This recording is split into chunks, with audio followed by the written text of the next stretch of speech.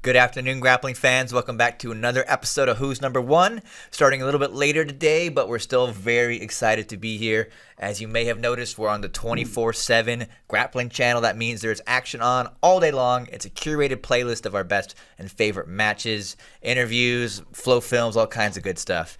Anyways, on to the main event of the day, though. We have a very special guest joining us in studio today with Xande Ribeiro calling in. Of course, I'm also joined by my co-host, Michael Sears, and Ricardo Amendolia is also back on the call. Xande, how's it going, brother? How you doing today?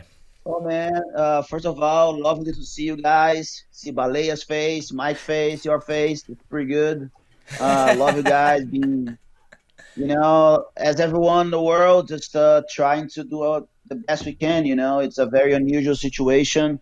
Um, just I guess everyone is in the same boat. Just stay with family, stay sane, try to train. With our challenge, but it is what it is. Jiu-jitsu is made on challenges, and it's just one more. Pressure creates diamonds, and time for everyone to come out on top of this. Absolutely. Where are you in the world right now? Are you in San Diego? Are you in Brazil? Where are you? Yeah, I am in San Diego. I was in Brazil. I went to a little for Carnival. I went to the mountains just to get out of the way. And then after that, I went to do this in Panama.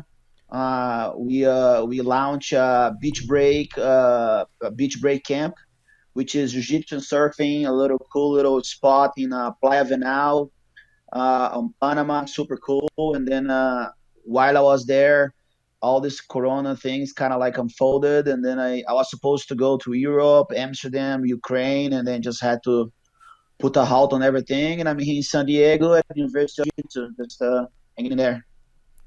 Ricardo, what's new with you out there in Canada? Surviving. It's cold. We had a glimpse of the sun, but all is well. Just staying at home. I tried to do some gymnastica natural, almost blew my back out, but I'm gonna maybe stick to the Pilates or yoga or something. But everything's good here. I just wanted to say one thing before we start. Uh-huh. Shanji, please, for the love of God, clarify the pronunciation of your name. I say Shanji. That's how I was You taught. But No, man. am I? I've known you for what, 10 years now, 15 years? Yes, Come on, yes. Shanji, I know how to Shanji. But say you it. have to mean it. But Problem people go like, Michael Sears Jonji. puts a Z on that. He's like Zanji, Well, that's Zanji. just my accent. That's just Chicago accent. That's why. That's a Chicago It's accent. okay, you know what I mean? It's like when I get mad, I'm Xander. When I'm cool, I'm Shanji. So I tell people, like, when you tell people to shush, like, shh. So put some effort in it. Shanji, you know what I mean? Shanji. And it, Okay. Shanji, yes. And then Ribeiro. Ribeiro. But that's I've okay. seen Ribeiro. Xander. I saw Xander come out when we were looking for ice cream at 2 in the morning in Finland at the ADCC. Bro, Xander was on the when I prowl. Yeah, when I first moved to America, it was so funny because people are writing my name like Jonji, Sanji, Sangi. I had like so many. I can make like one cartoon for each way they called me. So pretty good. What are you doing to stay busy out there? You working out? You doing the tiger routine? What are you up to? How you staying in shape while you're not training? Still doing my therapy for my wrist. That's my number one concern always. We right before all this happened, me, Victor Hugo, and the guys, like pretty much we always train together, really. So I'm pretty blessed. We are quarantined together. Me, Victor Hugo. We have a couple from French Guiana. Our affiliation for that, Tyrone and Aurelie.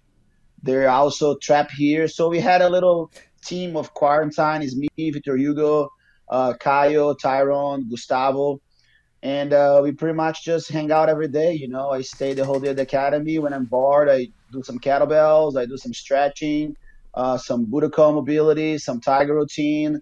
I've been studying the Wim Hof method. I've been doing breathing the whole day. So pretty much that's what I do. I get my daughter, every other day, hang out, we go for bike rides. So pretty much, and I'm building some new content, for BG Library, a couple different, projects going on for Brazil. Just I guess sometimes it's good for us to stop and kind of like work on different ways in life. Things that maybe I postponed it to do when I was like quiet. Now I'm quiet, so I have to do it. Shanji, what's the number one thing you could recommend to people stuck inside? You know, maybe they don't have access to training partners, they don't live with anybody. What could they do to help improve their jiu-jitsu or just their life at this point? One thing that I'm really concerned right now with people is their emotional being. You know, I see a lot of people freaking out. They only talk about Corona, Corona. Sometimes I have friends, like, you know, when I go to my friend's house, there's one friend, he's like, I was talking about, I literally get out there itchy and coughing just because he talks so much. I think the number one thing is guys, there's nothing we can do. You know what I mean? Like, it's out there. Eventually, everyone gonna get it. It's just like, you know, like, it's a badass thing happening. It is gonna happen. The reason we flatten the curve is so everyone can get, you know, assisted when it happened. That's my opinion. But of course, man, that's not what you can do. You can't fight. You can't do anything. So first, be mentally out, you know, be mentally balanced. I think that's the number one thing. You know, like, just enjoy your family. Try not to get into arguments. There's nothing you can do. You still can go outside. I believe you still can go outside, go for a walk. That's still something to do. But definitely, man, there's a lot of content out there. I think everyone is getting very creative. I put on my Instagram a little easy jiu-jitsu dummy to do. You can play with it. I've been playing with it with my daughter, my kids here at the school. You know, you can just do a lot of mobility. I think yoga would be the next thing right now. I think, like, just you evolving your mindset and just stay active, watching, you know, watching jiu-jitsu movies, you know, tuning to FloGrappling and just watch a bunch of fights. Uh, you know, there's so many to do. You know what I mean? Like, creativity is there. The difference between humans and animals because you're creative. So it's time for us to really put that out there. But my number one is the emotional intelligence of people. Be emotionally balanced. Don't let all this hysteria take over you because you are going to get sick if the stress takes over. You know, I know people gonna, you know, run out of money. I know people gonna run out of jobs, but the only thing you can do is just stay strong, stay with your convictions, and set up your intentions, your visualizations, your goals. Meditate, you know, yoga, breathe. You know, and I think there's so many things to do. You know, just be creative. You said that you're quarantined with Gustavo Diaz and Victor Hugo over there? Yeah, I'm being very smashed, so there's no social distance on that matter. Yeah, you were Um, some big guys. How much food you guys going through over there? well, I do a lot of fasting, so pretty much I just fast. I've been fasting a lot. Just like I said, I just want my brain to work. I'm not really taking my sometimes the stress or the, you know, the day. Sometimes a little more sad, just because maybe there are too many Corona news on the TV, on the phones. I don't take on food on that. I already fast anyway, so, you know, I'm good at that end. You know, Victor Hugo is a problem because he eats like a king. Yeah, but again, we'll be training. He's also fasting and doing things like this to help out. What we need to do right now is just make sure we just do our portion. You know what I mean? Like, I think gluttony has to stop a little. You know, chocolate binging, they have to kind of like cease for a little. And yeah, man, just I guess, you know, if he needs my help, we help each other all the time. Food is food. You know, it's gonna be a time that we're gonna have to eat less. You know, eat more. But I'm already a person that I don't eat much anyway, so I'm good with that so far. And I got my coffee. So far, I'm good. Can you explain your fasting that you do? What kind of fasting do you do? I got this from never fasted, you know, but I always paid attention when I ate like breads and things during the day. That would make me very tired. Like, I would maybe get like rice and beans at lunch, and next thing I know, my whole day is ruined. You know, that's when Luke Tyree from the same coach, physical coach from Rafael Lovato, or Rafael Lovato in my case. Um, you know, he's talking about this fasting, the morning fast, and I'm already fast a lot. You know, like, I sometimes I go like a whole day without eating. I have so much energy, and I never understood why. So pretty much, I only eat like really. I just had my meal like half hour ago. I had my first meal, so works very well for me because digestion is always good. I always feel that I have a lot of, and I've been doing this for like maybe 3 years now. So pretty much, I go my whole morning. I'm not like so focused on like, oh, it has to be 16 hours because each body is a body. But pretty much, I wake up and then I'll have like water, maybe a coffee, do my first workout. I would have maybe protein or banana. I don't really have a real meal until the afternoon, but I'm not like gonna go in the morning and have bread. Like bread, if I eat bread, I'm gone. I can't do anything during the day. So I go during the day, very light food, very protein based. Um, some coffee, a lot of water, greens, protein, light protein. And then if I have to eat something heavy, I'd rather eat at night, because then when I eat at night, my body's used to that already. So I can have a big steak, big potatoes, and have all the food at night. And I go to bed, and I usually sleep between 6 and 5 hours a day. I don't really sleep much. And then when I wake up, I'm hungry. You know what I mean? Because my body just got used to develop that, and then I'm full of energy, ready to work out, ready to face Victor Hugo for as many hours as I can. So pretty much the first meal, it's around 3 o'clock, 2 o'clock around the first meal, and then I go my whole day. If I'm hungry, I'll get like a little fruit or blueberry or some sort of snack, a coffee. I train again at night, and then I have a big meal at night. So I don't really do much like supplements. I do like maybe in the morning because I'm not eating a real meal. So that's how it goes. And then for DCC, for example, I went all the way through the competition doing carbs at night, but I kept this process. For example, tomorrow is a day that is not going to be a hard training session. I stay on the greens and salads, and I won't have carbs at night. But then if tomorrow we say, okay, tomorrow's gonna be condition in the morning, hard wrestling, hard training, blah blah blah, and then I'll carb load so I can survive that day. And that's how I was able to get to ADTC, 88 kilos, and I was pretty good. But the only problem is that on the second day for the semifinals, I forgot and I ate like a maniac during the morning. So I was literally I was fighting Gordo, and I was literally burping my breakfast while we were fighting. So that was a mistake, but it's okay. Hey, we have a pretty. This is not a question that people usually ask. We have a fan in the YouTube comments. Neil has asked. He wants to know if you have any movies that you recommend, Xande. You got any movie recommendations for people at home? Man, I was watching. I've been watching. Like I watched this crazy movie. The one that's like these people are in this building, kind of gross movie. But since I started, I finished. Tiger Uh, King. I Tiger King. start. Yeah, I don't know, para something, whatever the name is. Is it I the one where they're did going watch. down in that chamber? What's Yeah, the that movie chamber. called? Yeah, Yeah, I watched it like last week. yeah, Platform. Yes, platform. Yeah, yes, that's what platform. it Yeah. is. Thank you, Caleb, chiming I in. do. Well, I did freaking watch that Tiger guy. That was a start. I had. Uh, what else? I start to watch Freud, the show Freud. I was watching that. They talk about Sigmund Freud and how he started that thing.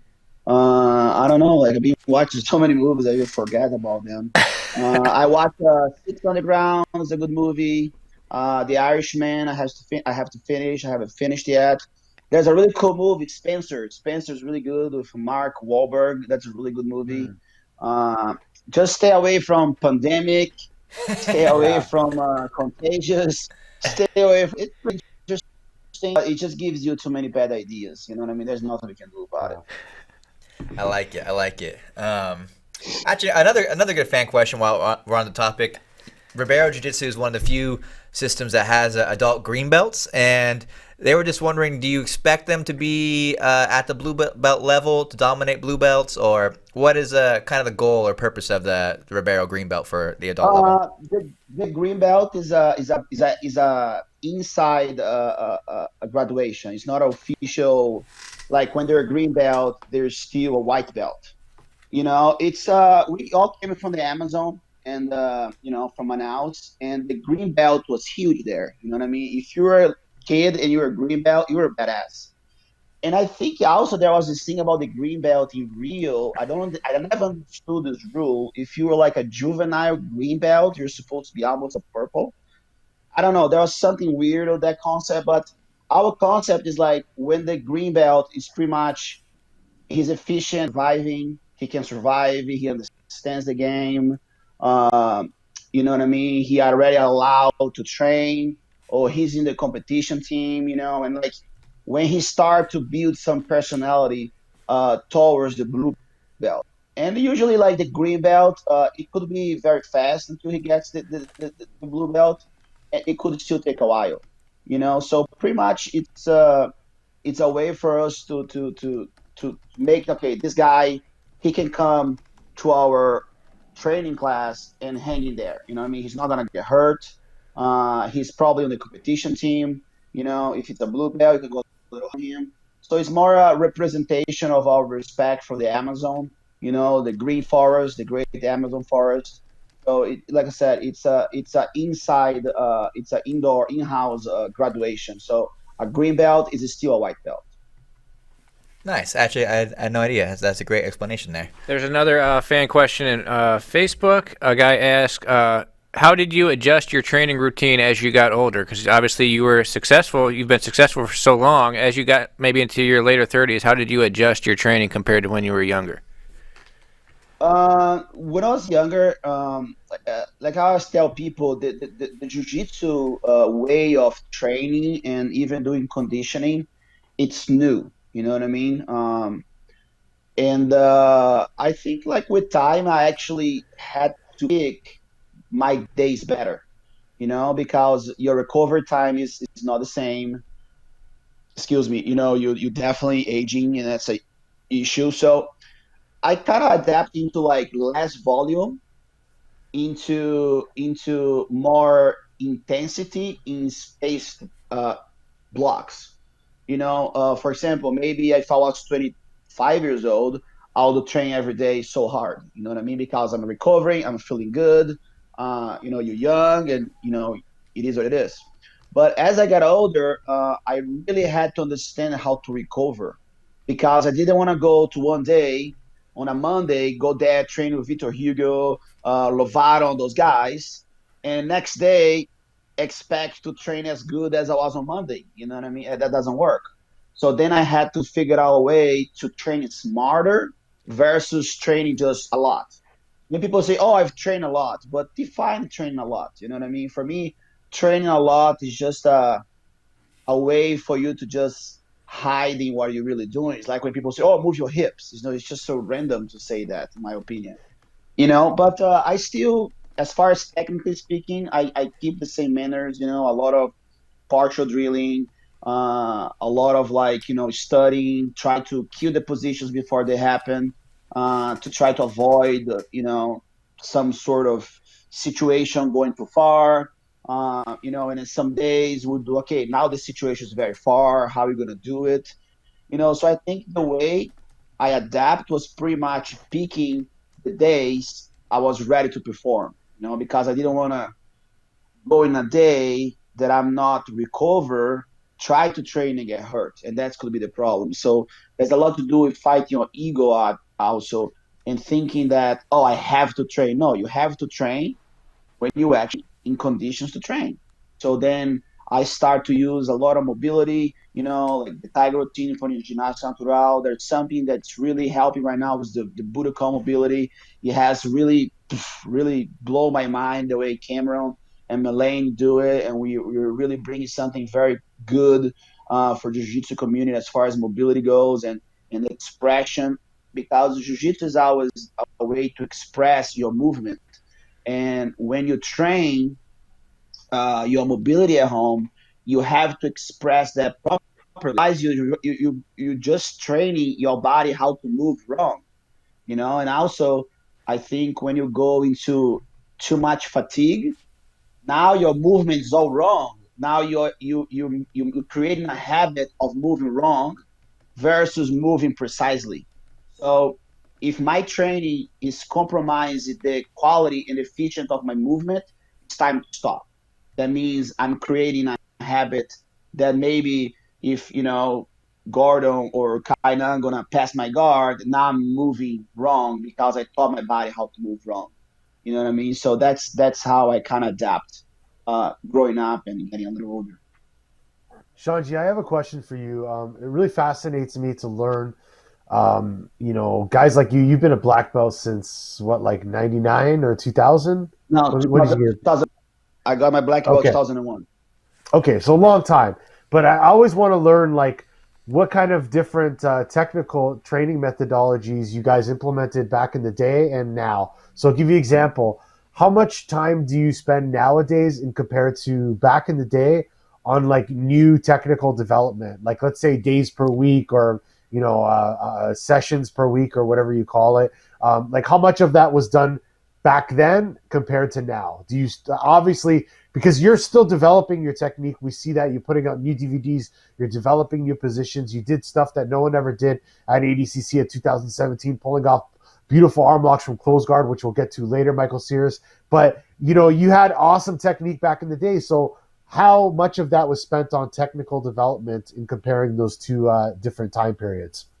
Well, I think today there's way more information and there's way more crazy stuff out there, and there's way more stalling and there's way more way to do anti-jiu-jitsu. Uh, the difference that we didn't have much information back then, you know what I mean? So if I had until like a new technique came into the place, you know what I mean? It's already long gone, you know what I mean? So I train a lot of things that we believe was our strengths, which I think is still something that's lacking on everyone. We always believe if you can't get beat, I'm always going to be able to win. What do I mean by that? If someone can't smash me, someone can't dominate me, it's just a matter of my ability to impose my game, impose my will, impose my presence. And once I get a good position, I remember telling Mike not too long ago, once I get the half guards over, you know what I mean? And I had that in mind and I worked that a lot. Nowadays it's a little different because there's so much stuff out there. You know what I mean? There's so many little ways to do things, so many new great people with individual abilities. They're like far from normal human beings that you really have to concern about. You have a lot of lapel using, new ways to use gripping, and new ways to go inverted. You know what I mean? And I think uh, it's almost like I train enough not to create a hysteria on my game. You know what I mean? Sometimes you get so concerned what other people can do to you that you forget to work on things that you really need to develop. So now you're actually basing your action or someone else's actions. You know what I mean? Because I will always believe in my students. Once I impose my game, there is no more ifs and whats. It's about pressure. It's about imposing. It's about violently hugging them and get to point from point A to point B. It's simple like that. You know what I mean? In my opinion. So yeah, we spent some time. Now we have like Vitor Hugo, Pica-Pau, and our like I don't have to think about it. You know what I mean? I tell them, bring me the problem and I'll find a solution. My job now is to develop simple things. What do I mean by simple things? That anyone can do it. You know what I mean? And they are efficient, that meaning they follow the fundamentals of jiu-jitsu. Everything that's involved something else, sport oriented, like I said, it's like a coronavirus. I don't want to think about this right now. I have people that think about it, and then we do maybe 2 3 times a week. You know what I mean? We spend some time because I think it's this. All right, let's talk about whatever lapel guard, which is the big thing right now. I Yeah. don't want to stop a lapel guard when the guy has my leg wrapped 55 ways. That's already too far ahead. So my understanding is okay, where is the first and second, third grip happens and where I can break that. Because if my student allow the fourth, seventh, setup, it's his mistake. There's not Yeah. now you have to just power your way out. That's my opinion. You know what I mean? There's no more move unless I punch the guy in the face. That's the only thing I can do besides blocking. So I spent a lot of time working on the root of the problem, not the outcome of the problem. You know what I mean? And that has always been our philosophy, and that's why me, Rafael, Saulo, never been. We get swept, Anyway, it's okay. Everyone is clean.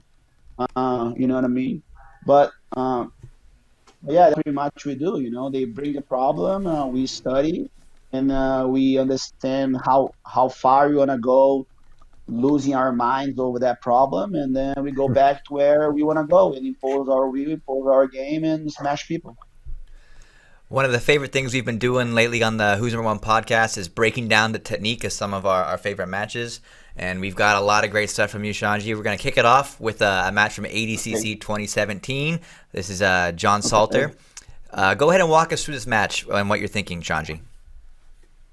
Well, first of all, I didn't really train hard until that tournament. Truth. This is all from doing jiu-jitsu and everything. I had a conversation with Saulo. He said, man, just pull guard. Take your time working it. Pretty much, man. What I believe, 90% of people don't know how to open a guard safely. They just open up and it stays very very powerful. So pretty much what I'm doing, I'm disturbing him. I'm making him push into me. You see that his knees are on the ground. He has no clue how to change an angle. So look, it's very basic what he's doing. I'm just checking him. And I did something very simple. I did a climbing arm block. You know what I mean? So we have a few ways to use leverage here on the anchors, which is the hip, normal, and we can always climb into the shoulders. There are the two levers of we have there. So right now I'm just making him, tired, pushing me. I'm just pretty much using my core, using my legs, to break his posture. You see, he's not comfortable. He's not really changed the angles. Much believes on the strength of his arm. Look, more arm power. Oh, okay. We went all the way to the end. Yeah. Tom, hey, Caleb, can you go back and loop that arm lock a couple times? A little bit further back. Yeah, from here. Just loop this a little. Yeah, so first thing, keep them preoccupied, know how to break a posture, which I think a lot of black belts and people don't even tap into break someone's posture using angles, you know what I mean? Like we call the elegant, which is pretty much just yielding that energy away, be able to play side to side. They push into you, you turn. So you make them, yes, okay, I missed that one. Go back. So you're Sorry, gonna play I it was again. like looking at you. I was looking at you guys. All right, so then I was pretty simple. I kind of positioned his hand where I wanted. You know what I mean? See, like he's holding, he's pushing, and I pretty much did a simple hip bump sweep back into a high trap. Boom, high trap, boom, right there. You learn this in your third jiu-jitsu class. Yeah. Do you think because going into this ADCC, so many people are preoccupied with like heel hooks and wrestling? Do you think people sort of overlooked the old school game, like what you used for this and the next arm lock? Well, first let's set up something here. This is not old, okay? If it works, it's not old, guys. Classic jiu-jitsu, because here at any minute, I'm not looking. What's the classic jiu-jitsu? It's a simple, efficient way to do something. In the case of jiu-jitsu, it's being competitive. At any moment here, I'm looking to sweep him or do anything. I want to finish the fight most efficiently, simple way possible. All right, this is an armor lock. This is not old. If you 100 years from now, it's still gonna be an armor lock. It's still gonna be efficient. You know what I mean? And the reason I call classic is just to make a beautiful name, so people, oh, I do classic jiu-jitsu. I'm classical. So, um, like I said, it's very simple. As far as like the mindset, again, heel hook's not my game. So I spent a lot of time, of course. I knew I would eventually face Gordon or Craig. As far as heel hooks, I was more concerned with Craig than Gordon as far as heel hooks. Everybody talks about how Gordon is amazing at heel hooks. I think he has way broader game than that. I think Craig's a little more limited in that game, and he's really good at it, as you can see. I just did my game, I imposed my game. I was to go away from that heel hook game. You know what I mean? Like I play jiu-jitsu with jiu-jitsu. I didn't really try to like play something that I don't know. John Salter was a wrestler, so I knew eventually if I exchanged with him, I would catch him. That's pretty much what I feel. I feel that jiu-jitsu guys, they are afraid to exchange. You know what I mean? And I believe John Salter is a black belt. I love him. He's a great fighter, a great representative of jiu-jitsu or MMA. But I don't think he can handle it with my changes. So, if I muscle with him, I'm playing his game. So what can I do? I make him think. I make him tired. I make him push me until his brain can't process that thought. And then he kept the hand on my chest. I climbed to the shoulder. I climbed to the head, and I was able to finish the fight. That was the goal over there.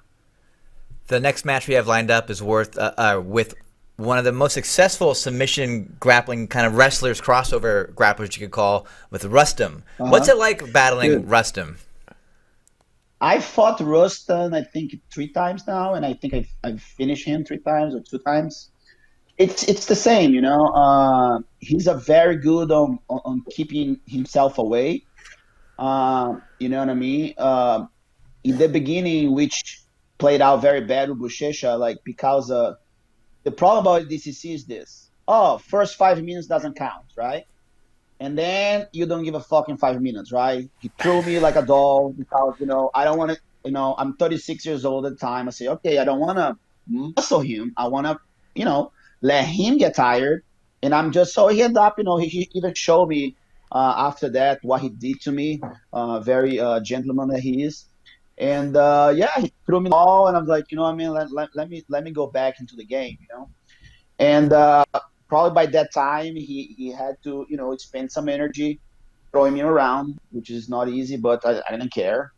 And yeah, and then I pulled guard because I knew that the time was coming, and I wanted to play the game, and I felt that eventually I was going to be able to tire him out, and maybe if you go to overtime, I had a chance. Hey, Caleb, go ahead and So run that clip for us. yeah, so what happened? Again, I did a very efficient classic jiu-jitsu move first. So I kept moving him. I know he tries a lot of kind of foot locks and everything. So like I said, I was just moving. I was just making him guess. You know what I mean? Like because I wanted him to play my game. You see, like he's very good on keeping the distance. He kind of there but not there. So I'm tricking him into coming and kind of missing my omoplata there. So pretty much what happened was this. If you look, I had a first arm lock. I did a wrap around the self-defense move on him. You know what I mean? I did that on him, and then he kind of like didn't know how to do anything with it, and I turned that into an arm lock. And that was the first attack. So when I got the side close guard on him, instead of putting his hand outside, framing my body, so it's super simple. I just push his arm outside, across, and I went there. And my whole fear there was create because I was like, what, a minute and a half to the end. My fear, see right there. I was like, man, should I go? Should I not go? I was afraid he'll maybe move away, and I had to use more power. So I just tried to be efficient in my energy at that point, and that's when I felt, whoa, I got something going on here. And he doesn't really have much jiu-jitsu, so right there he gave me everything I wanted. If you look at Rafael is yelling, so I hooked it, and I heard Rafael boom, and that was it. So see, he's tried to pick me up. You know what I mean? Like he should have tried to just get his position back. That's where, like I said, he can be really good and avoid jiu-jitsu and doing some stuff. Actually, I knew he was very flexible, so I went for the break there. I had my mistake with the Leinster, so I didn't want to have a mistake. So that's what happened. Like I said, that's another proof. I got him into a situation that his jiu-jitsu was limited. He didn't know how to, get his body back, move his shoulder, and he thought that, all right, I'm just a strong bear. I'm just gonna pick Xande up and see what happens. And that's when the efficient of the jiu-jitsu was useful over there. Ricardo, you got any questions for Xande about that situation? No, I just thought I was just thinking, Shanji, how weird was it to grapple against Rastam while he was wearing that sweater? I knew it. Man, like I said, Rustan, I'm a fan of him. I have invited him many times to train, but I guess your blessed your curse, right? I Yeah. think if you maybe fight other people, that could be very hard on other people. Nobody wanted to fight him, that's for sure. And say, I don't care, I'll get the wrestlers. I will jiu-jitsu my way to the wrestlers. And I think it's cool that you submitted him from the close guard, and Lovato triangle choked him back in 2013. Not a lot of people Yeah, submit Rastam, and you guys have had some really yeah, high success doing that, and that's yeah. really cool to see. It's He's just shows he's how part high of level you guys. our highlight, unfortunately. Mm-hmm. Okay, we have another clip here queued up. This is Lovato. This is Rafael Lovato. Yes. Go ahead, So man. this is Yeah, Lovato yeah. from Fight to Win. It's what you would say is a classic move. He finishes with the cross choke from the mount here. So if you want to watch this and discuss a little bit about Lovato. Where is it? Yeah, right there. If you gotta say a little Roger Gracie blanket style, just stay present. That's what pressure is about. You see his head. He's very tall, so he's using his weight, gravity. Uh, Now see the head. He's committed to it. Almost got a little arm there. Boom. See, look, in any moment he's moving away. Even if he's going around, but his presence, if you look at the video, it's always like a triangle. You know what I mean? If you look at the picture, it's always a triangle. Look, triangle again. See, boom, boom, because it means he's inside. He wants to be in, and he wants the guy to push you. That's what we want. You know what I mean? Like fatigue the guy through pushing. And then we use gravity, we use weight. There's, of course, a lot of technique involved, and that's it. Any moment he's moving away. That's the style. See, look, his head is above the head. He's already ducking in. Now gets a little, that's called old school pass. Boom. More pressure, little Miragaya action there. More pressure, more pressure. Yeah, and that's what it is. He's inside the guy's private space. You know what I mean? He's trying to push coronavirus away. Now it's just pretty much understanding of the game. You know what I mean? Okay, see, half guard, boom. Look how Lovato walks to the center. You know what I mean? Like he's looking for the mount already. So in our style, we don't pass guard from there. It's all in. There's no out. There's no around. There's no centripetal force. It's all pressure in. You know what I mean? He's a little more conservative there. There's like what 4 minutes on the tape. Boom, he breaks it. You see, look, boom, straight to the mouth. Bam, right away. That's our style right there. See, there's no passing. This is straight to the point. Moving position the game. He set up a little solo choke right there. Boom. See, he's already going for it. It's all about it. Boom. Stay mounted. See, look, the guy moves his hip wrong. Don't know how to use the diamond concept. The hands around the collar. It looks like Pretty he much used his. survival. It looks like he used his elbow to kind of turn his face away to get that second grip on the collar to get the choke, huh? Right now, it's just keeping him flat. The whole idea is because if he can't move his, so what happens is the guy can't move in because he gets mounted. He can't move out because he gets choked. So there's no other way but to just give up. You If I call our system, we broke the guy. We broke his will. And now it's just technical, boom, just put the hand, little, now it's all Ribeiro style right there. We've been doing this since day one. Hickson, Saulo, me, Roger, that's all we do. You know what I mean? Like that's our game. That's our win pose. That's pretty much what we do. And a lot of people asking me like, oh, how can I cross choke from the mount? I'm like, man, first of all, you really I listen to people say hate to be on the mount. You know what I mean? I'm like, what is this? You know what I mean? Like it's most dominant position. You know, everybody they get punched in the face or something, and they turn around. You know, they don't want to face their destiny of death. You know, so they turn away. And you know, it's just been years and years and years of developing this. To get to that choke, you get so many things out of this. You know, like me and Rafael were talking yesterday. You know, when you look for the mount, you get pressure, you get a lot of little variations. You know, you understand body mechanics, you understand how to use gravity, you understand how to use weight. Now you get the mount. Now you have to understand how to keep the mount, develop your attacks from there. You know, and the most pleasurable finish in jiu-jitsu, which is the choke from the mount. For me, that's the most pleasurable one. You said something in there that you said to me back at our interview in San Diego as well about the Roger Gracie. What do you call his passing style? The wet blanket? Is that what you call it? Wet blanket, yeah. Can you describe a little bit about that, about the wet blanket passing style that you said Roger did and that Lovato was doing there? Well, it's depend. They call him the cobertor. If you look at back in the day, they go, "Oh, lá vem cobertor," means it, right? So, like this, if you put a blanket on the top of it, you push the blanket. The blanket is always on you, right? Like you know, like when the air comes out, it kind of sucks into you.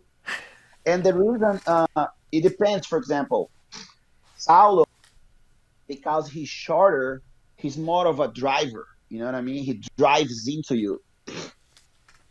You know what I mean? So he can't really be it because he's shorter people. So he has to be more of a screw drive. You know what I mean? Like boom, he pushes in. Varger, which is Victor Hugo now, they're taller. So if you look at what they're doing, they're trying to match hip with shoulder. You know what I mean? So now that shoulder, you know, like Roger or Victor Hugo, you know what I mean? And they keep that very kind of loose, you know. So if you push it here, I'm here. You push it there, I'm here. You push it here, I'm here. So you keep that wet blanket, you know. So you're gonna be always pushing, but still getting pressured. You know what I mean? Versus nowadays, everyone passes like this, you know, like around. Nobody goes over. You know what I mean? So I do wet blanket when I'm with a shorter person, you know, and in my body type matches most people's body. So I want to be on the top of the person, and I want them to push me. So pretty much what I'm looking for, I'm looking for someone to push me. You know what I mean? I'm always looking for that. If they're not pushing me, I'm not in the right position. Which means now when they push me, I can open their elbows. I start to play water on the top until I get a certain position, and then I can become rock and super hold and put this smash on them. So that's what I call the wet blanket, you know? It means you're covering the guy versus staying, you know, like, you know, behind the wall. You know, you go over it and try to cover them and lose as heavy as you can. Not to get off track here, Shanji, but I saw on Instagram and stuff that you were a part of Lovato's last MMA camp, and I just wondered what that training was like. You know, to roll with more of an MMA emphasis with someone like Lovato, who is, of course, the Bellator champion. What was that experience like for you? Well, it's been for a while. I mean, I've been training MMA for a long time. You know what I mean? Like, it's not something that's new for me. But of course, being part of the Evolution Thai camp was definitely an amazing experience, and having a brother, someone you love so much, you know, being in that environment, it's crazy, you know. I mean, a couple of his training camps, some of them I wasn't able to be part of the whole camp. I got the end as a support, but this one, I made an effort to be there. I even pushed my surgery because of that fight. It doesn't change much because of style.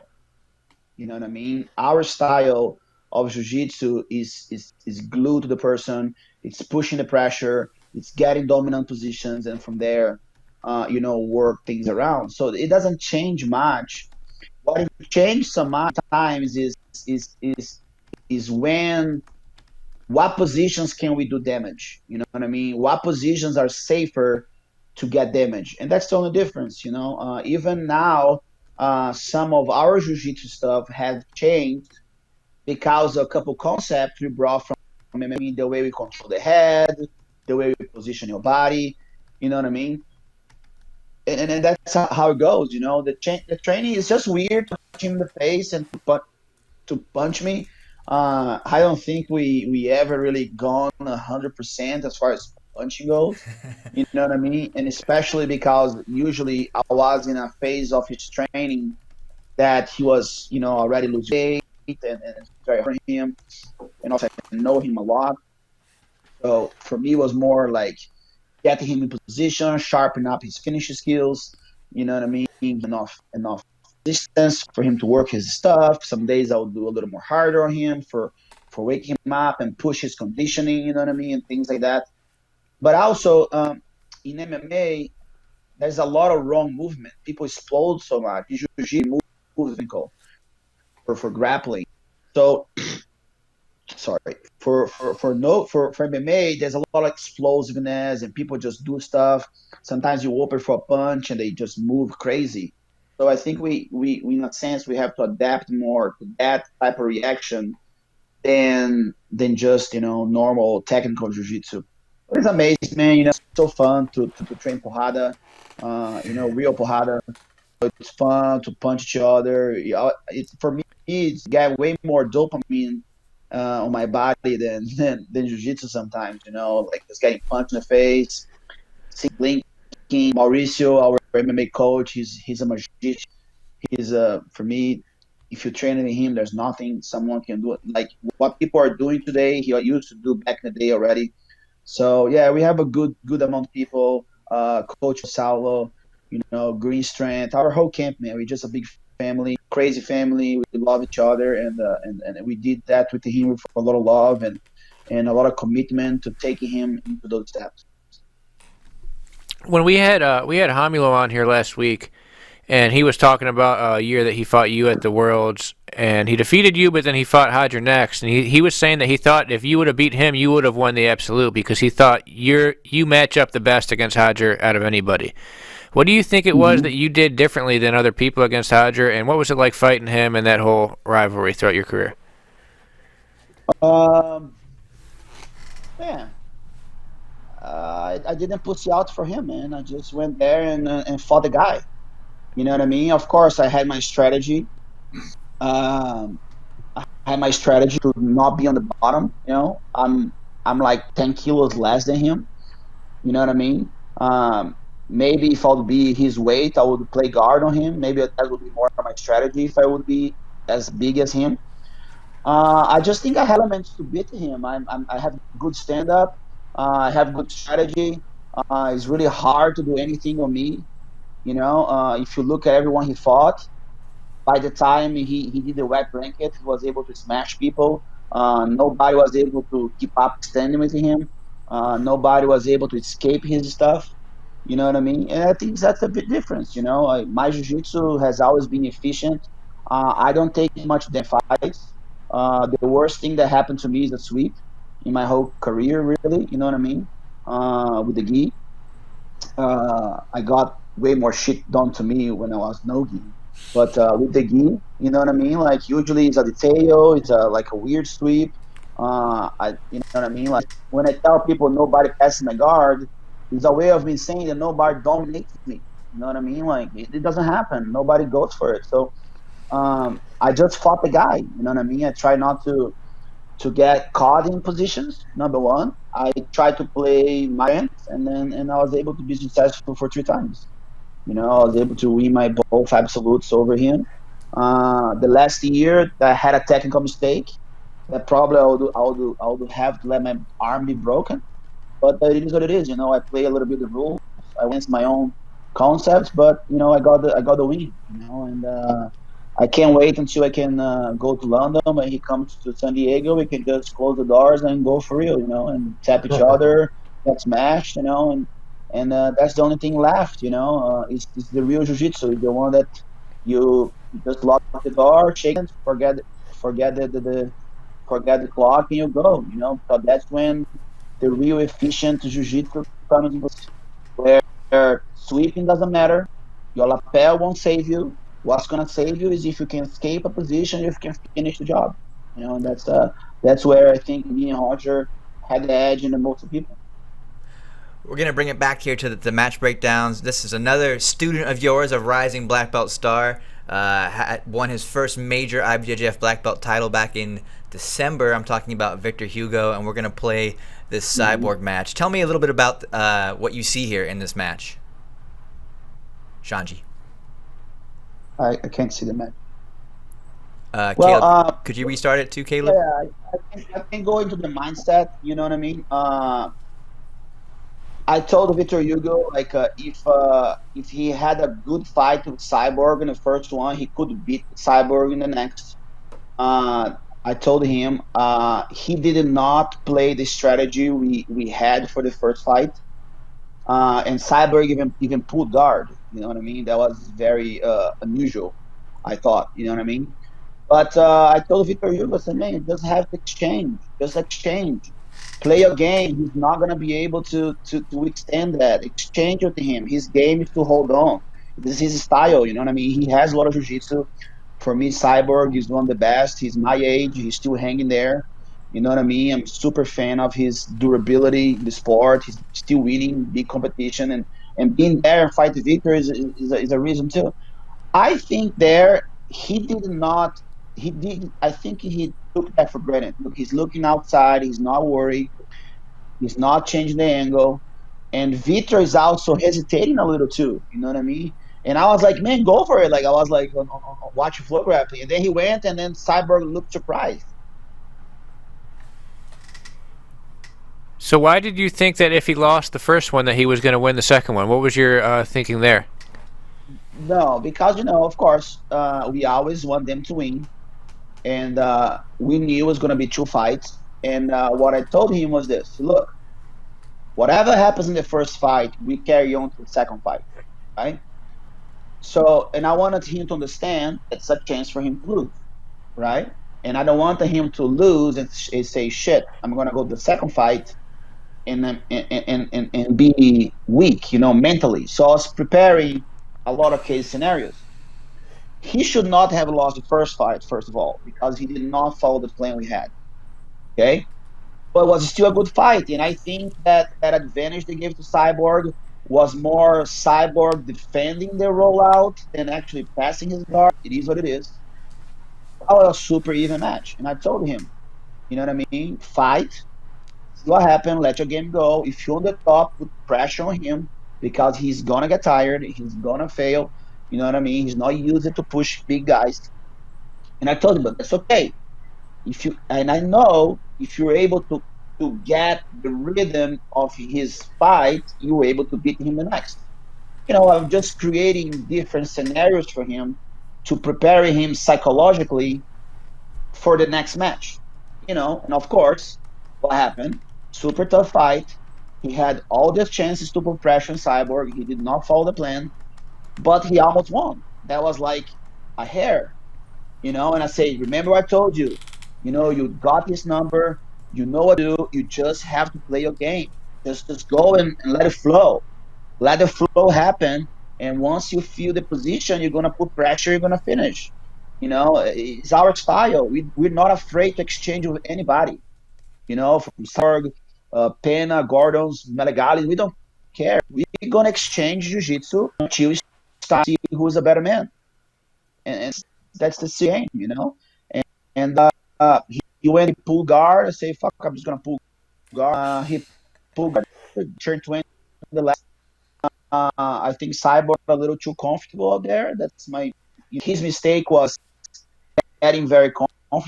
And of course, Vic, paused beside. He played the game. He exchanged like in 30 seconds of fight. He did way more than the fight before. Got the good position, big dude, big legs, strong.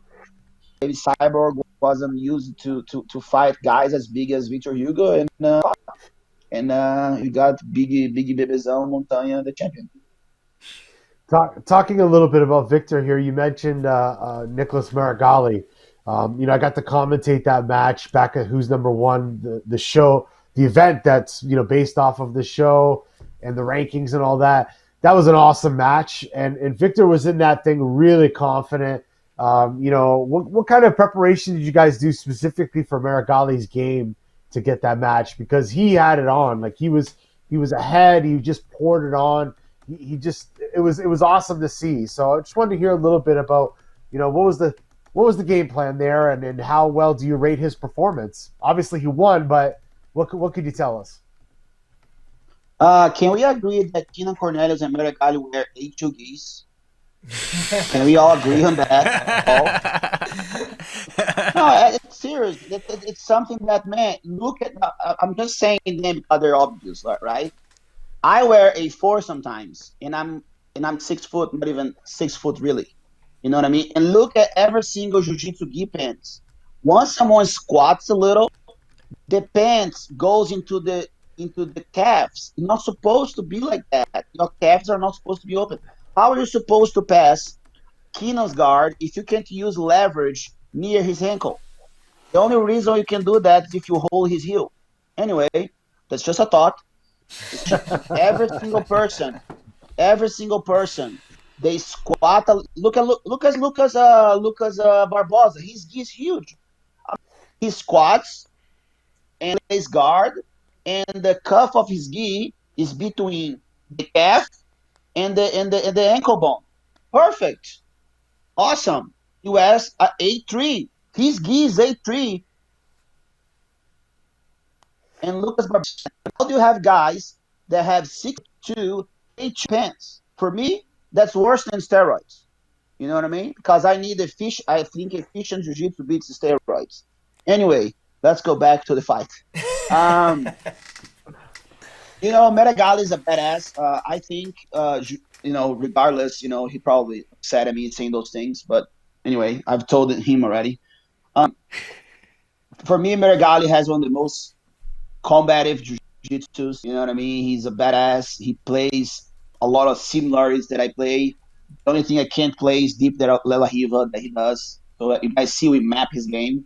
Uh, he's a lefty. He plays left hand collar, and things like that. You know what I mean? But um, pretty much, I told Vitor, like, we map out the game. Don't get caught in the game.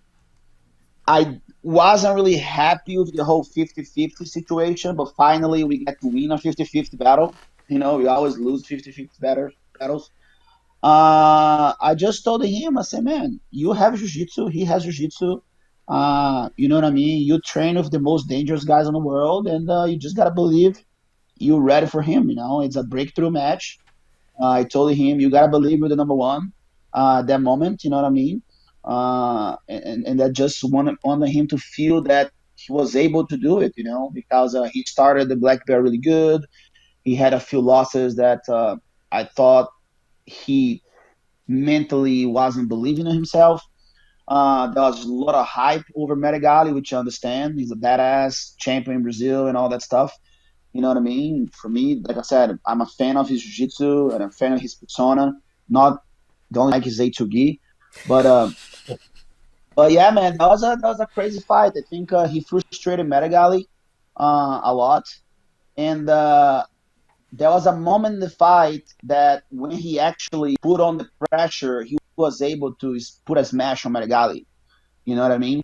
So, and that's what I showed him. I said, look, that's the moments that's going to happen in the fight, and you have to seize the moment.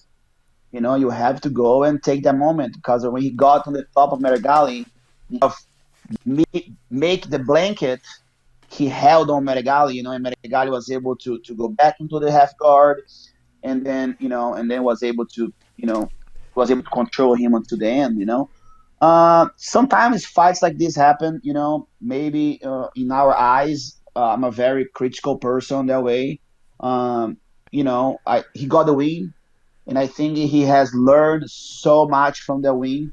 You know what I mean? He believed in himself. He beat the extremely dangerous guy. I think that guy can tap anyone at any given moment. It's a guy that people are scared to fight because they know he comes to finish you. For me, jiu-jitsu nowadays is the only one that that I think brings that vibe. Like, I can finish you anytime, buddy. Everyone, I can finish you if I get here. You know what I mean? Like there's a little different on mindset over there. But yeah, man, we got his mind ready. I think with Victor, it's just get his mind right, prepare his technique and his essence and his presence when the time to cut the throat comes, and he's growing, and I'm paying for it in this quarantine. You know what I mean? I'm always quarantining myself in my own room to don't come and train with him.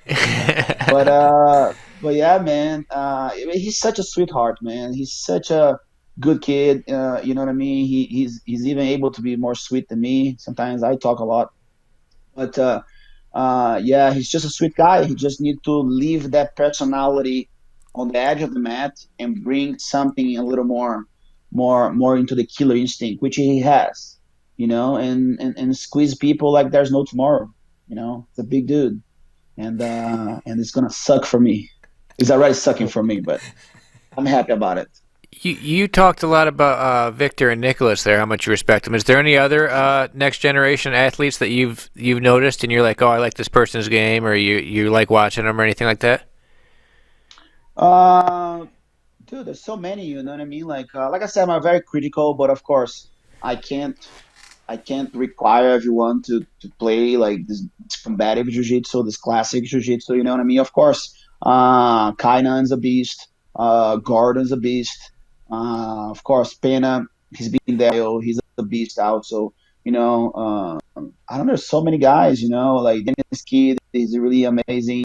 Andrews, he's a super aggressive. Felipe Andrews, aggressive fighter, which he pays sometimes for being too aggressive and not worry about stuff. I know there's so many kids. All the Atos boys, they're super super good kids. We have a couple brown belts coming in the game too. The Alliance, the boys too. Like I said, man, Jiu-Jitsu now there's so many. It's even like unfair to really name people when there's so many, even purple belts, man. There's a couple purple belts now. If they come that way to black belts, and they know their value, and they visualize, and when they go to the mat and maybe face a big name guy, they don't crumble over that. It's gonna be interesting. I'm really looking forward this next generation. What's gonna happen next 2 or 3 years. Okay, Saulo, we're gonna play a little highlight that I did of Saulo. Sorry, Xande. We're gonna play a Okay. little highlight we did of Saulo, and I wanted to just give us your thoughts on Saulo as a competitor. Not as your brother, not as your training partner, but as you watch this, we're gonna get to see a lot of classic Saulo, some of his best moments. Just talk us through a little bit of this action here, and your thoughts as Saulo as one of the greatest competitors of all time as well. Focus, intense. He's convinced that he's gonna win. He knows that he knows the weight. He knows he's not gonna have a mistake. That was a match. I think Roleta was the one that made him evolve the most. Just for the style, little hook sweep. Adam Rosiskin, little, yeah, he goes for it. I think Saulo, he just has this presence about him. You know what I mean? Like, he walks on a room and there's no way you don't notice him.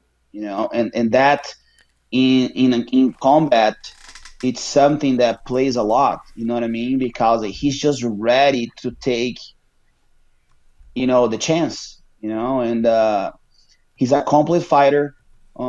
People haven't seen much his guard game, but man, his guard is crazy. You know what I mean?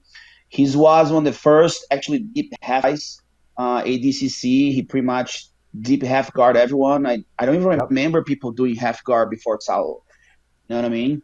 Um, that's right there. It's just like, and then he's a combative guy, man. He doesn't take no for answer. You know what I mean? He's very convicted to what he wants. Very intelligent. Zero mistakes. To find a gap on Saulo's game is impossible. You know what I mean? Like, we've been training over 20 years together, and I'm still figuring out where this guy has a mistake. You know what I mean? One of the things one of the Um, things that I pointed out in the video was that, in '99 he fought really well, but I think he was more so trying, the classic jiu-jitsu, trying to get the arm bars from guard, but he couldn't finish Munson in the finals of the absolute. But then in 2000 he went back with like a new kind of a little more aggressive jiu-jitsu style, trying to get the sweeps, going for the back. How has Saulo's game evolved in your eyes over the years? Because that's what I see on the outside. I'm sure you guys together have kind of worked on developments as far as his competition scene. Just want to hear your thoughts on um, how he's evolved his game. well, I think what happened. It's a funny story. One time I fought this guy and I beat this guy 26 to nothing, and I was so happy I beat the guy 26 to nothing. And he goes to me like, "Well, you just showed me that you can lose every single position in the game." And I'm like, "What he means with that?" You know what I mean? Like I thought I did very well, and then he just said, "Well, you did great, but you just show you can finish anything." And that's when I start to develop more of a solid game. So I think within time, he just had to show more of his jiu-jitsu. That's what I think. You know what I mean? Like people caught up with it. You know what I mean? People were like start to get better at judo. You can see Sal taking the back more, do more like fancy stuff.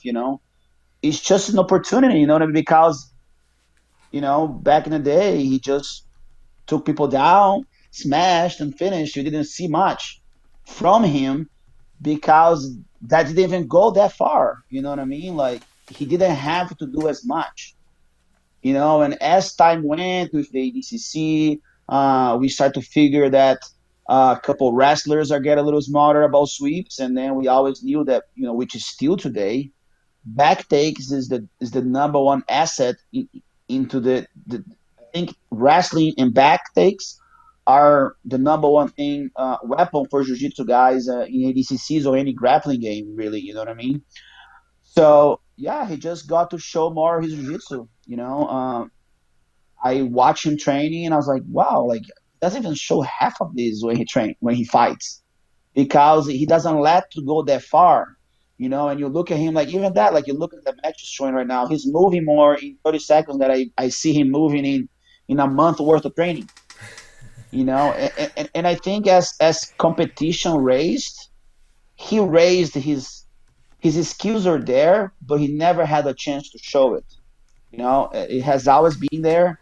Like I said, I think Saulo has always been above the edge in the way he thinks about jiu-jitsu. His technique is so precise, and then of course with time it gets less precise. And you got to see him cartwheeling, doing more wrestling, taking the back, doing more fancy, little modernino jiu-jitsu, you know what I mean? And I think that's what have changed. I think the competition raised up, and then he raised up his bar as the competition grew. How much older is Solo than you? 6.5. What was it like So, coming up with your older brother as a legendary competitor already? funny story. He moved. I started training, and he moved to Rio. I was 11, and he was 17, almost 17 at the time. And he wasn't that age, young. He wanted to all the things, like party or train, and not really care about a 12-year-old chubby brother.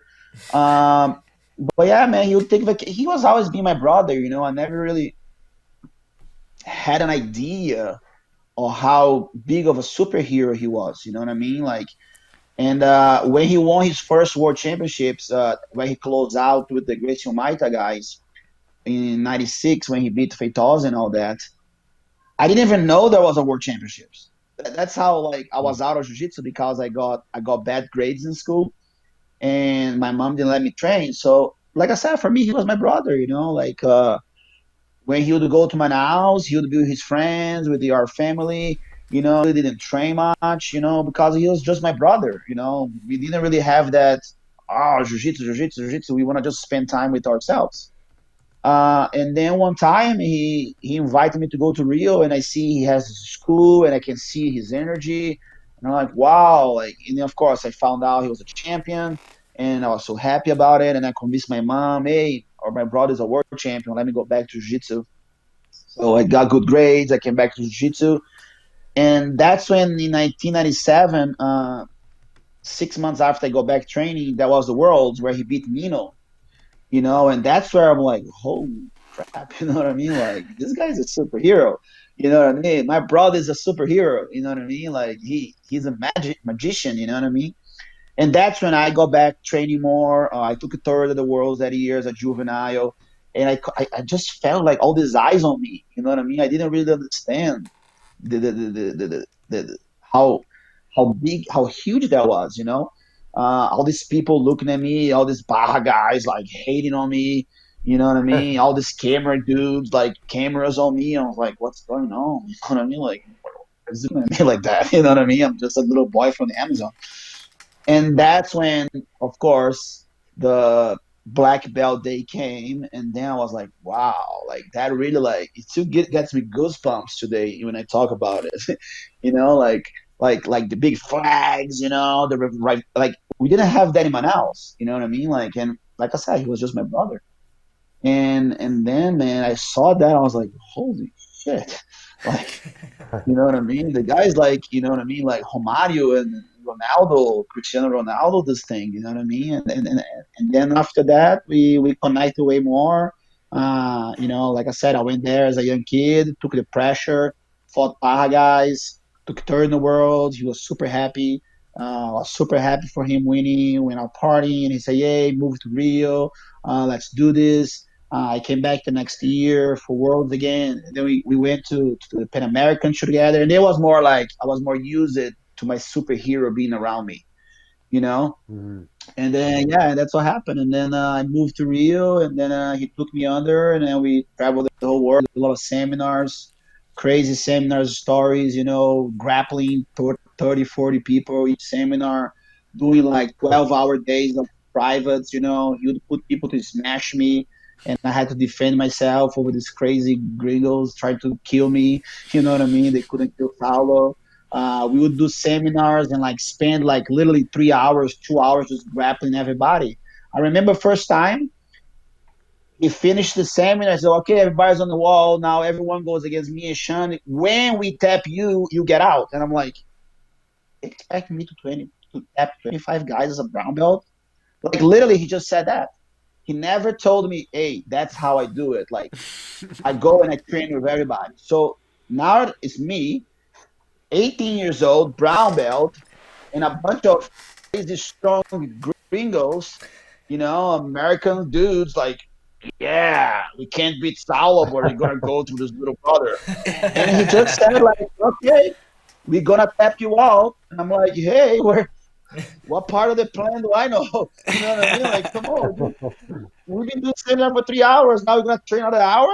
And then I was like, okay, I have to tap people. And I think that really that really made me evolve and really be precise. You know what I mean? And I remember doing those things, and I felt like a Superman. I was like, wow, just stepped 25 guys. You know what I mean? Like in like an hour and a half. And I'm not even tired.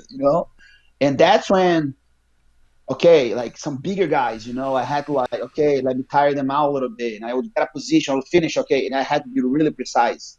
You know what I mean? There was like maybe one or two or three times that like, man, some guys just didn't want to tap. You know what I mean? And but yeah, that's how everything started. So, Shanji, you mentioned Manaus. Every time on the podcast, the guys, Michael Sears and Chase, they poke fun at me because I'm telling them how tough the training is and how tough Manaus is. Educate these kids. Tell Michael Sears, tell Chase Smith what's in the water at Manaus, why the Manawata is so tough, and let these gringos know what's up, Shanji Ribeiro. Tell them what's going on. Uh, do you know that jiu-jitsu pretty much started between Manaus and Belém? That's in the like at least the Gracie lineage of jiu-jitsu, and Manaus has a huge Japanese culture. Judo is huge in Manaus, so we always fight. It's just how it is. Jiu-jitsu has been there for a long time. Judo has been there for a long time. Unfortunately, because of how far we are, and a lot of young kids that can't fly. I don't know, man. We're near the equator. The Amazon power, man. It's the Amazon power. The forest is magic. It does for you. We're in the heat. Pretty much we're in the pressure all the time. So pressure is not a problem. We're near the equator. The world spins faster on the equator because we have to turn way more territory around the globe than everyone else. That's my theory. Super hot, and kids just train. We just train like there's no tomorrow. We train to kill each other. Like I remember, I'm from a decent family. My family is okay. People even say, "Oh, Xande has a silver spoon," but I always train hard. And I remember going in, and kids just wanted to kill me, and I wanted to kill them back. You know what I mean? And that's how it was. And we just train hard. We just train hard. I think I think the culture. I think the lineage of our ancestors. You know what I mean? We're all strong by nature. Bibiano, Fredson Paixão. I think I'm the only white dolphin from the Amazon. You know what I mean? The pink dolphin. They call me the pink dolphin. I'm the only one from there. You Boku. know what I mean? Like the Boto, yeah, that's my nickname, the Boto Rosa, the pink coffee, the pink Boto. And yeah, man, we just kill each other as much as we can, and because it's real, you know what I mean. We really try to smash each other, you know what I mean. A lot of Miragaya passing, a lot of old school Osvaldo, the Monteiro brothers, you know what I mean. Like we just train hard, you know what I mean. A lot of partial training, maybe because we didn't have so much connection with a lot of technique. Maybe that made us train just a little harder than everyone else. You know what I mean? Like I think we didn't have much information at the time, and we just trained. Like we just trained a lot. We had what we had. We got really good at what we did. Uh, we didn't take no as an answer, and we just did that. I trained. I My first 8 years of jiu-jitsu, I trained pretty much 4 hours a day, 6 days a week. That was my life. Go to school, do homework, and train jiu-jitsu and try to survive. And every Friday we took the gis off, and our no gi was smacking fighting. I would be smacking kids in the face and getting smacked in the face. Carnival, we would do vale tudo training with our bare hands. One of my friends has a scar on his face because I punched him. That's all we did. You know what I mean? Like no Nutella. We just trained. We just tried to kill each other. There's no faking. And yeah, I don't know. There's many things, but definitely the Amazon power. That place is magic. Once you're in the jungle, you're near the nature. You know what I mean? You do what you gotta do with the hardships. There's a lot of hardships in Manaus. The kids, they're there. They need help from a people, and then, like I said, like my theory is, pressure creates diamonds. And it's already a lot of pressure from the Amazon forest. There's a lot of pressure from the humidity, pressure from the heat, and pressure from one another, and pressure from life itself. And that made us who we are. I think Andre from BJJ Heroes is going to have to update your profile now to include the nickname the White Dolphin of the Amazon. I think that's an official new Pink nickname. dolphin. Pink dolphin. Pink The Dolphin of boat, the Amazon. well, dolphin is not a boat. Xande, one of you and your brother's old rivals is another Manaus guy, Jacare. I remember when I did your interview in San Diego. You got a long history with him. You said, I think, at one time you saved his life. Another time you got choked out and he bought you a sandwich or something. You had a lot of. Can you describe your history with Jacare and what it was like competing against him and all Uh, that? Man, I think was more from him, I would say, because when I moved from Manaus at a very younger age. I moved there. I was 18. I was a purple belt. I moved to Rio 2 years later. I was living in America. You know what I mean? So my life in Rio was very small. So, and I've been in Ohio in pretty much to end of 2001. So I really didn't really have any history in Rio. And yeah, and then this guy from Manaus came in. I was very amazed at how he was just ripping people's arms off. I didn't know him at all. You know what I mean? And then I think one time I approached him. He's very shy at the time. Um, and he was very shy, just very like, didn't talk much, but his jiu-jitsu talked a lot. And I was like, oh shit, the kid is crazy. And I don't know if we fought first, and then that situation happened. So what really caught up, which I think it's my history for a lot of jiu-jitsu fighters and how caring they are with me. There's many stories that I can say, but with Jacaré, I started because I fought Napão in Manaus, and of course, I gave up like 15 kilos. Like I literally gave up 40 kilos to fight Napão, which was an idiot. Nobody gives me lighter and older guys. They always give me younger and heavier guys to fight. But I take that as a compliment. So anyway, That's long it. story short, I fight Napão, which I shouldn't have done. I should have got someone on my weight division. He Osoto guides me right away. I get thrown.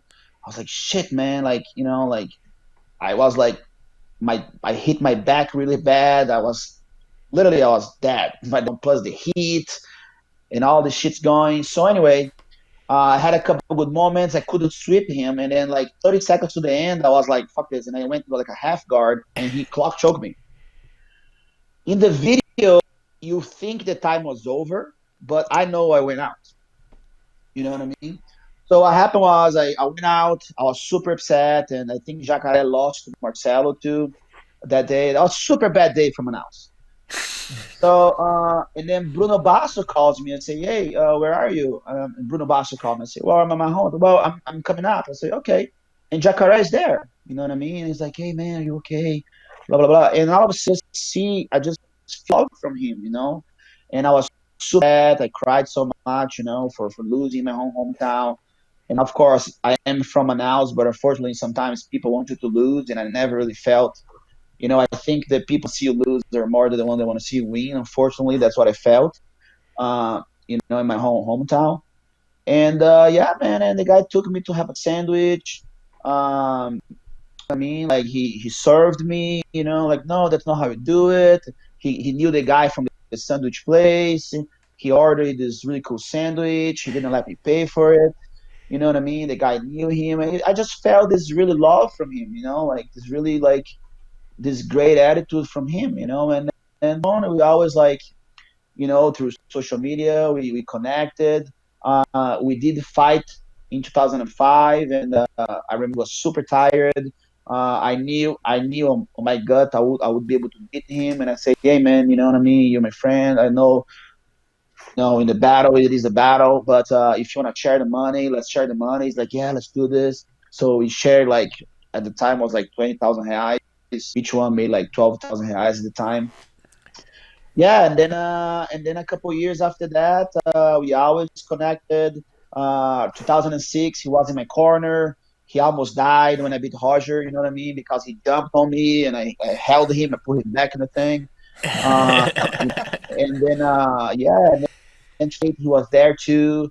And he's just a loyal soldier.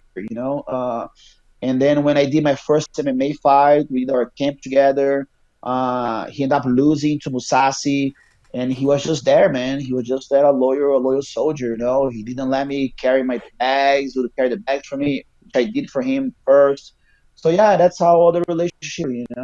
Just a lot of respect, a lot of love, and I love him. And that was a friendship that started a very unusual way, and I'm really happy for where he's in his life right now. He has such a beautiful family, and he lived with me for like a month here in San Diego.